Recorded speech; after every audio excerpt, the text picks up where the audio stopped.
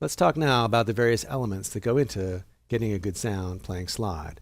The setup of your guitar matters. The slide you pick and the way you pick with your hands is a huge part of it. And then finally, there's the gear you run your guitar through.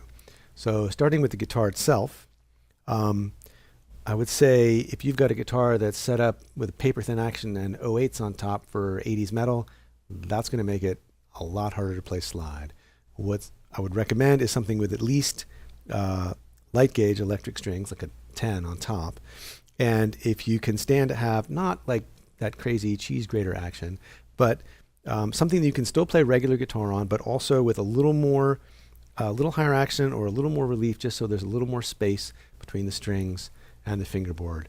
Otherwise, you're just going to be fighting yourself because every time you touch the slide to the strings, it's going to start clanking into the frets. If you just have a little more tension and a little more weight to the strings, it'll be that much easier to rest the slide on the strings without actually bumping into the fingerboard, because what you're going to be doing is resting the slide on the strings, not pressing the string down to the fretboard like you do with conventional guitar playing. At the same time, a big part of this course is being able to play in standard tuning, so you can switch between slide and standard playing when you want to, and so you're going to want the guitar to feel reasonably playable to you without the slide, so therefore you need to split the difference as far as how heavy the strings are you get and where the action goes. As far as slides themselves, there are a lot of choices. I'm using a glass slide throughout the course, but I want to point out the difference between a couple different kinds of slides. This is a glass slide with really thick walls. It's probably was made from a bottle, I guess, but then smoothed off because the walls are kind of irregular as they go around. This is another kind of glass slide, and it's basically an imitation of the kind of medicine bottle that Duane Allman used to play. And that's awesome if you're playing through an incredibly dense Les Paul through an enormous Marshall turned up to 10.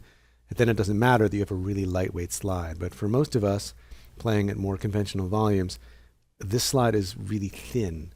And it will sound great at super high volumes, but it helps to have some density to the glass or whatever you're using. The more density of it's just like guitars. The more density, the more sustain. So glass is my favorite, well, one of my favorites for electric, because it's relatively smooth and you're rubbing against the winding of the strings, and the smoother a slide you have, the less sort of additional abrasive sound you have. If you have a metal slide like this is a really dense brass slide, and it's fantastic, especially on acoustic guitar, but it's going to be a little noisy, and it's also a lot of weight to move around. And when you're just starting to play, you want something that's a compromise between the density and the weight, so that you're not having a hard time, you're not moving a lot of extra weight around. This is a ceramic slide. It's called a moonshine. And this is kind of the perfect in-between. It's not heavy because it's porcelain, but somehow it has the same kind of density as a nice thick glass slide. And these are great. They do chip once in a while, like this one, which is why I didn't happen to use it this time, but it's a fantastic slide, and there are some other ones related to it that are really nice also. Then you got your actual bottlenecks, and this one is great, but sometimes this part, the actual bottle part, it'll make it a little tricky to get around. So they're cool and they're really vibey, but as a starting slide, I would suggest something a little bit smoother.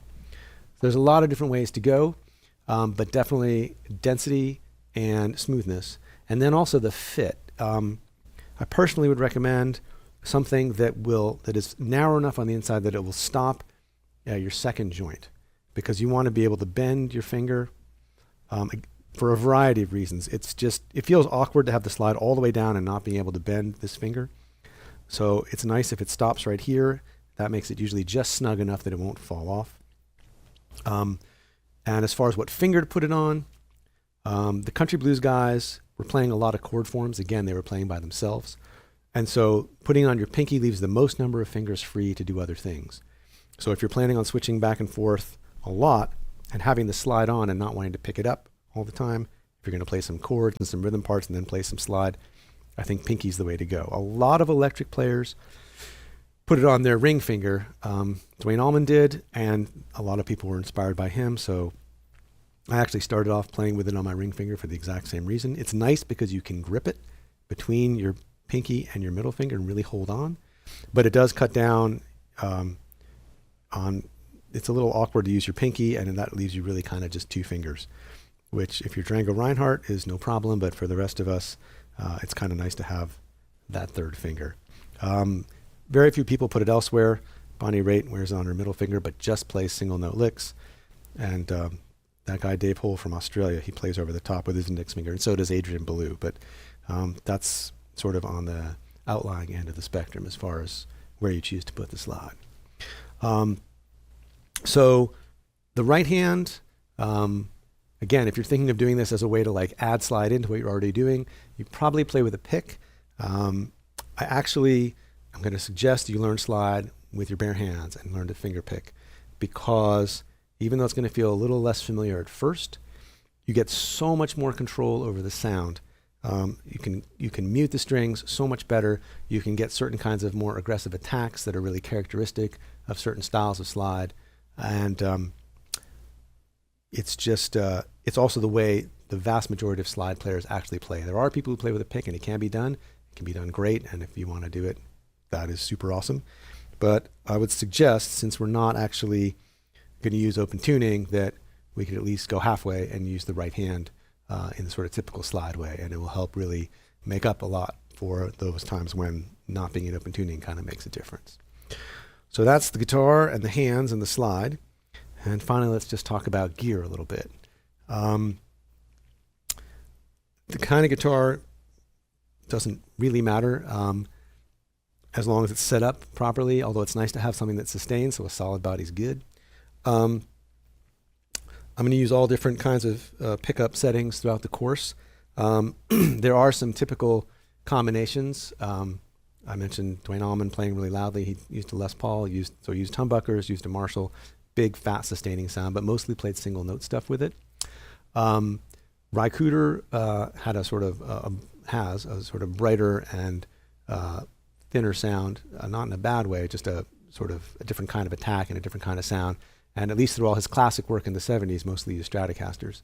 The earlier guys, Muddy Waters played a Telecaster, and Elmore James always played some kind of hollow body guitar with a big, probably like a DeArmond or something, some kind of pickup in it. So all different kinds of instruments for slide. So start with what you've got and try that out and see what you can make of it. I used the humbucker for the heavier, more rocking stuff that I do in this course, and then switch to one of the single coil settings. This is a 5-way switch, so in the 4th position, this is a single coil. So I tended to use, the super bright settings for the Elmore James stuff, the super humbucking setting for the Duane Allman stuff, and then various points in between for other styles. And finally, what you plug into. In this case, I'm using a small tube amp and putting some overdrive in front of it, and then controlling everything else from the guitar. So my own personal preference is to use the overdrive just to get the amp to sound like it's a small amp that's been turned up loud, and then back off the volume control when I want to clean things up a little bit, and then have the volume full on 10 when I want to really blast and get a really saturated sound. But you can use a really simple setup and get a lot of different sounds out of it. A lot of it is here, and a lot of it is here, just thinking about pickup choices and what kind of attack to use, what kind of slide to use, and all of that.